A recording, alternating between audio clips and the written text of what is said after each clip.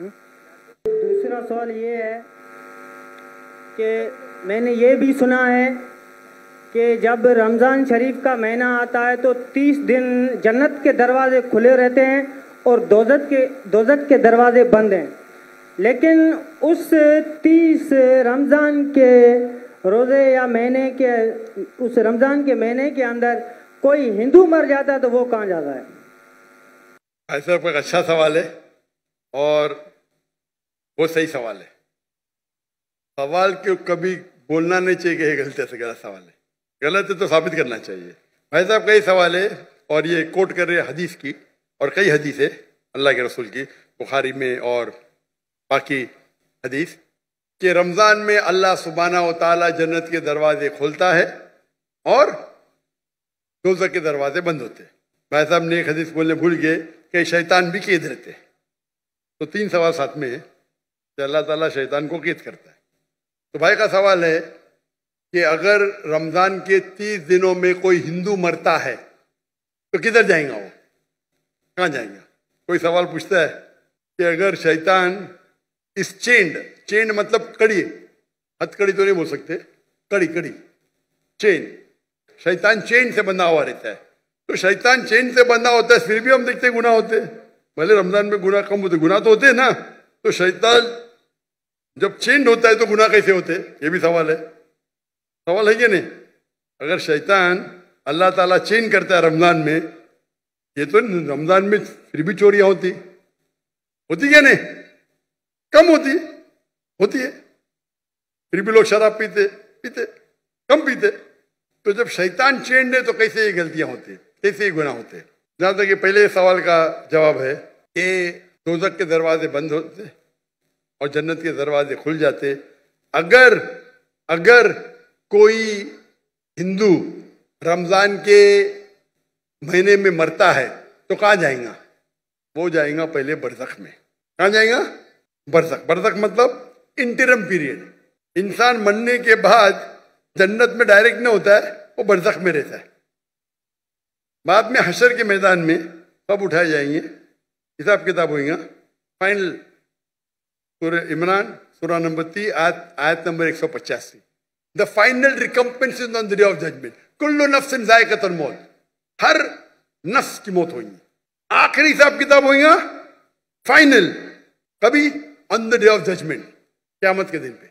और जो भी कोई जहन्नम की आग से बचेगा और जन्नत जाएगा, वो इस दुनिया में सफलता पाएगा। ये कुरान की आयत है।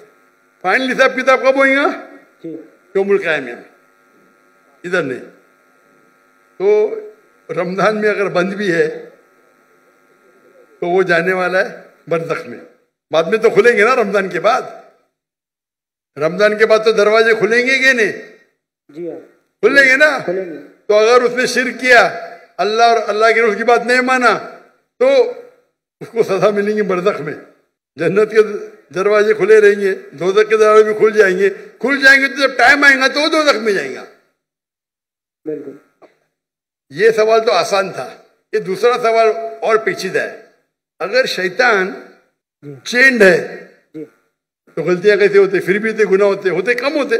अब सर्वे करेंगे तो रमजान में गुनाह कम हो जाते दुनिया भर में, इसलिए सर्वे किया था। जब शैतान चेंड है फिर भी कैसे गुनाह होते? और ये सवाल मुझे बहुत परेशान किया। जब मैं दावती मैदान में अल्हम्दुलिल्लाह किसी ने पूछा नहीं, बहुत परेशान किया, लेकिन अल्लाह ने जवाब दे दिया। बहुत रिसर्च किया, कहाँ पढ़ा नहीं मैं, जवाब ढूंढा, आलिम से पूछा, सही है? बोले माशाअल्लाह क्या जवाब है। फिर देने शुरू कर दिया मैं, क्योंकि मैं पहला ही सवाल करता हूँ, मैं खुद अटैक करता हूँ डिफेंड करने के लिए। अगर आपको डिफेंड करने का है तो अटैक सीखना जरूरी है। आप डिबेट जब करते हैं, आपको अगर कुरान को डिफेंड करना है तो अटैक करना भी सीखना पड़ेगा। अटैक करने में अच्छे तो खुद डिफेंड कर सकेंगे। तो मैं इसका जवाब देता हूं कि अल्लाह के रसूल ने कहा कि शैतान चेन होते हैं, चेन में बांधे जाते। शैतान मर नहीं जाते, जिंदा रहते, लेकिन चेन में होता है। मैं मिसाल की तोड़ देता हूं। मिसाल के तौर पे एक शेर है, शेर बब्बर, वो चेन के अंदर है और चेन है 10 फीट लंबी, और आप दूर खड़े तो आपको पता है चेन एकदम मजबूत है, तो आप डरेंगे नहीं, बराबर के नहीं डरेंगे ना। चेन मजबूत है लेकिन 10 फीट लंबी है, तो आप 30-40 फीट से देखेंगे, महफूज रहेंगे क्या नहीं? अगर शेर बब्बर या शेर जी चेन्ड है और 10 फीट लंबी चेन है, जी आप 30 फीट से दूर है, चेन मजबूत है, आप महफूज रहेंगे क्या नहीं? जरूर खौफ तो होगा, डरपोक रहेंगे तो खौफ रहेगा ना, जी बराबर के नहीं? ऐसा तो शेर के बिना भी आपको खौफ आ सकता है भाई, कुत्ते को देख के भाग जाएंगे आप, बिल्ली को देख के भागेंगे, लेकिन अगर आप 30 फीट दूर है तो आप महफूज है क्या नहीं? हाँ के नहीं? हाँ के नहीं? बिल्कुल बिल्कुल बिल्कुल बिल्कुल। अब याद, लेकिन अगर आप शेर के करीब जाएंगे तो क्या होगा? खाएगा। तो अल्लाह के रसूल जब कहते हैं कि रमजान में शैतान चेंड है, उसका मतलब आप शैतान के करीब मत जाओ। आप रमजान में बोलेंगे नहीं मैं जुए के अड्डे में जाऊंगा, रमजान है मैं शराब के अड्डे पे जाऊंगा, तो आप शराब पीएंगे, तो गलती किसकी? हमारी, आपकी। तो रमजान में जो शैतान का पावर कम रहता है, पर शैतान मर नहीं जाते, चेंड रहते मतलब आप महफूज है अगर दूर है, लेकिन आप शेर के मुंह में हाथ डालेंगे वो चेन में भी तो आपको खा लेंगे, बराबर की नहीं? तो रमजान में आपको गुनाह से दूर रहना आसान है, लेकिन नामुमकिन नहीं है।